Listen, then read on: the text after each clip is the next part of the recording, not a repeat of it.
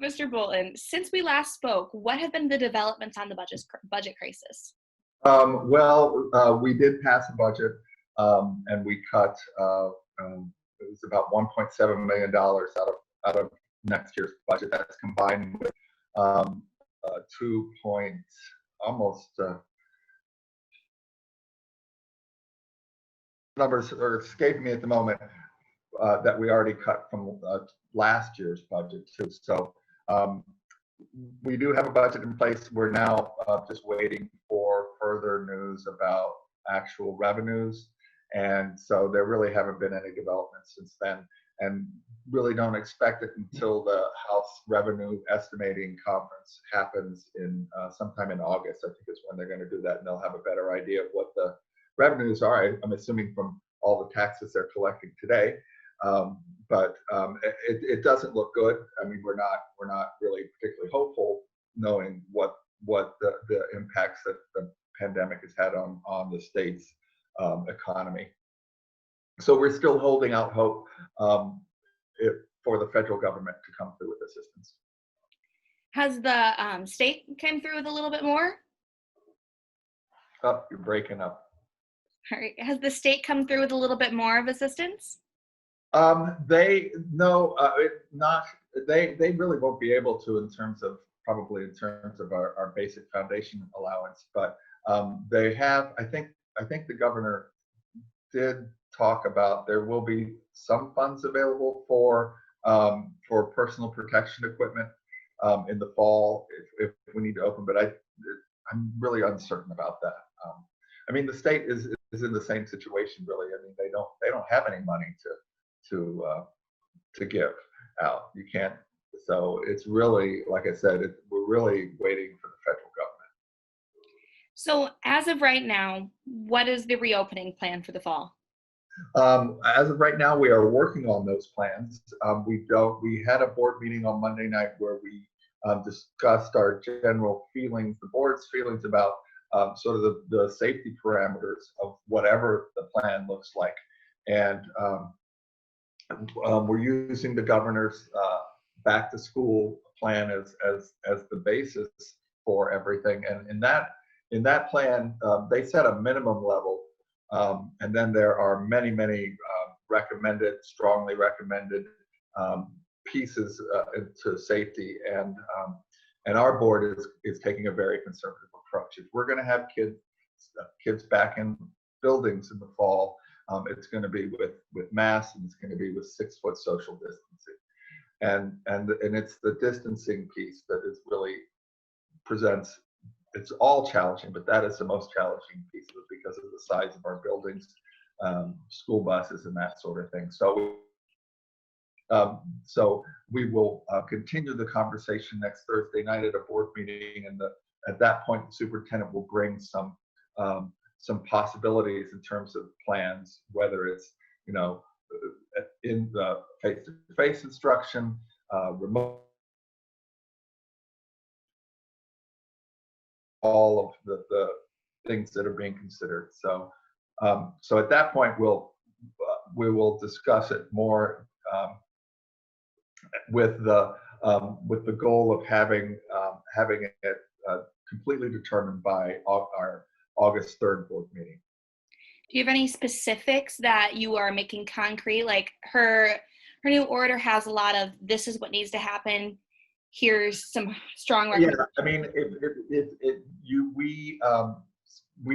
we are incorporating almost all of her strongly recommended procedures throughout that document. So specifically, I think that, like I said, I think the most significant is because in that recommendation, it doesn't really address distancing because it's such an individual district issue in terms of the number of students and the size of your buildings and all of that. So we have, so specifically, we have, like I said, we will do it maintaining 6-foot distancing as much as possible. And the mask usage was also something that was, optional at some levels, but we will ask for masks, have everybody, students and staff, wear masks. So how will that mask wearing be enforced? How will it be enforced is something that we have to discuss.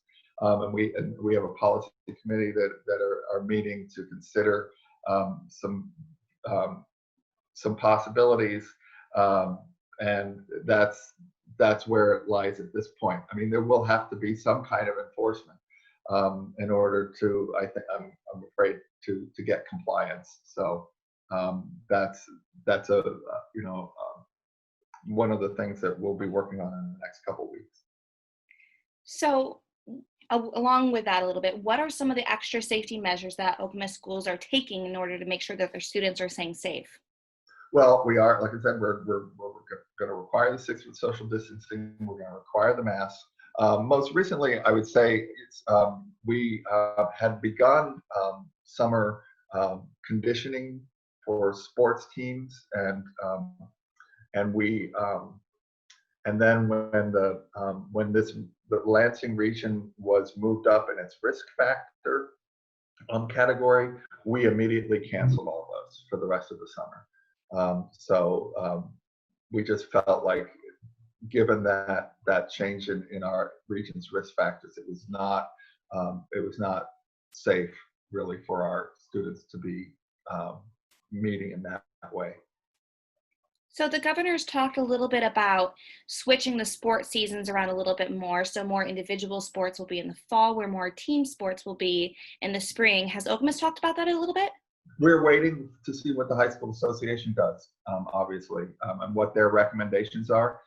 We did talk about it a little bit at our meeting on Monday night, and I think our feeling it's hard. At least I will speak for myself as one board member. It's hard to imagine that there is a way that contact sports can be done safely in the fall. So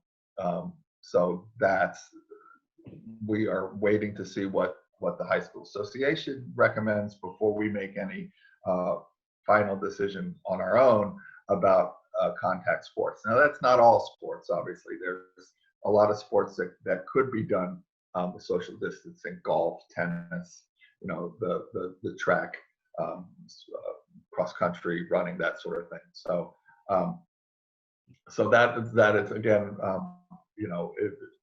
we're waiting for that guidance, and I think if it doesn't come by August 3rd, then we will probably have to make our own decision.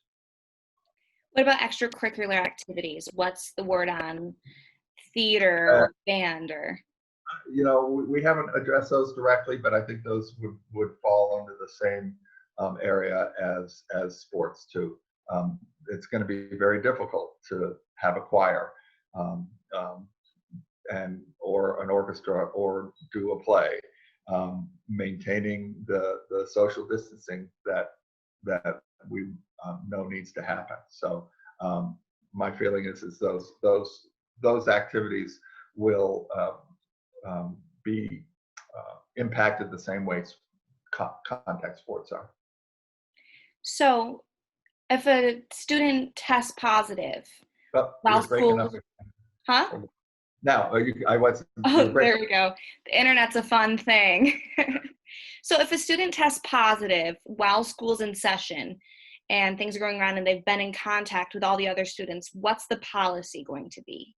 If a student tests positive, all of the students and staff that were in contact with that student will be notified, and of course there'll be proper cleaning. There are, I would have to go back to the plan to tell you exactly, what in terms of closing down a room or a building would happen, but it's a very detailed plan, and that is covered in the plan. So let's say worst case scenario, we have to shut down schools completely. What's that going to look like in the fall? Well, it would be remote learning, which we will be, regardless of what happens, we are still planning for remote learning, or we're planning for remote learning when and if it happens. And we have looked at the experiences of the spring, and we've got staff that are working on improving the areas that needed improvement so that we can deliver a more robust online learning in the fall. Are there any issues with technology, perhaps like students who can't access other classes online or anything like that? Well, Okemos is very fortunate that we've had a one-to-one device initiative for many years, going on almost probably close to 10 years now. So every student has their own district-issued device. So that's not an issue. And they were also allowed to keep them over the summer. And back in the spring, we did do surveys to try and identify families that needed help with internet access, and tried to meet their needs so that everybody has access while they're doing remote learning. What have been some of those adjustments for those lower income students who are having issues with internet access? Well, hopefully they're not. Hopefully that they were identified in the spring, and solutions were found for them to get internet access. But I mean, this whole, I think the whole remote learning presents challenges for families that have two workers, or if both their parents or guardians are working, or it certainly provides bigger challenges for them in terms of that remote learning, in terms of parents being there to support it during the day. And I think that's probably been a big challenge for lower economic people. But I really I can't speak for them, so I don't know really. So there was a student that tested positive at the graduation ceremony. Has there been any more information about that? Any other cases? Anything of that? Not that I know of, no. And that was,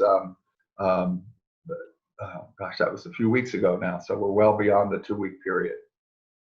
Good deal. And that's, of course, those issues really, I mean, you'd have to, that'd be handled through the county health department too, in terms of if they,